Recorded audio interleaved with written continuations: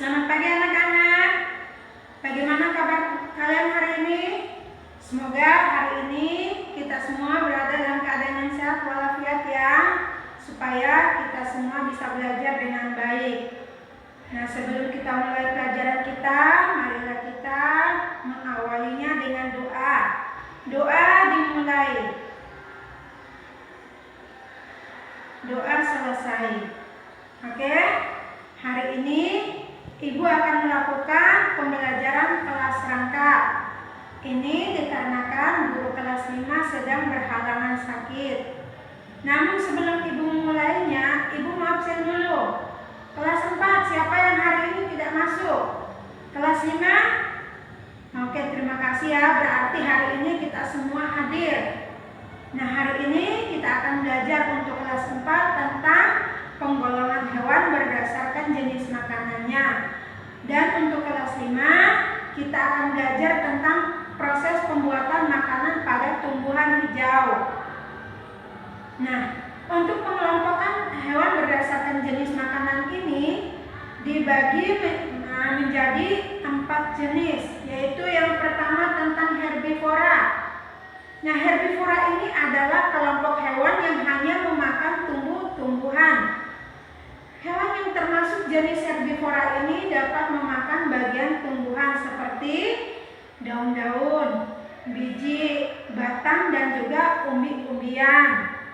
Yang kedua, karnivora. Karnivora ini adalah kelompok hewan pemakan daging atau memakan hewan lainnya. Hewan karnivora biasanya mendapatkan makanan dengan cara memburu mangsanya. Mereka dikenal sebagai pemburu aktif.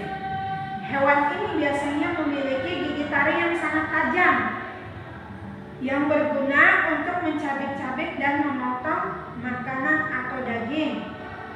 Yang ketiga, yaitu omnivora. Omnivora adalah hewan pemakan tumbuhan sekaligus pemakan hewan lainnya. Jadi hewan yang memakan tumbuhan dan juga hewan lainnya itu disebut omnivora. Dan yang keempat adalah insektivora. Nah, insektivora ini adalah golongan hewan pemakan serangga dan menjadikannya sebagai sumber makanan utamanya. Nah, binatang yang dimaksud ini sebetulnya bukanlah binatang yang besar, tetapi adalah serangga. Oke, paham kelas 4? Dan untuk kelas 5 berbicara tentang proses pembuatan makanan pada tumbuhan hijau. Nah, tumbuhan hijau ini merupakan satu-satunya makhluk hidup yang ada di dunia ini yang dapat membuat makanan untuk dirinya sendiri. Jadi tumbuhan hijau ini tidak bergantung kepada yang lain. Tumbuhan hijau ini sanggup membuat makanan untuk diri sendiri. Nah, oleh karena itu tumbuhan hijau ini merupakan sumber makanan bagi makhluk hidup yang lainnya, termasuk juga manusia. Jadi tumbuhan hijau ini berguna juga untuk manusia. Oleh sebab itu sudah tugas kita untuk menjaga, merawat, dan melestarikan hutan atau alam kita. Karena hutan atau alam kita ini berguna untuk kehidupan kita sehari-hari.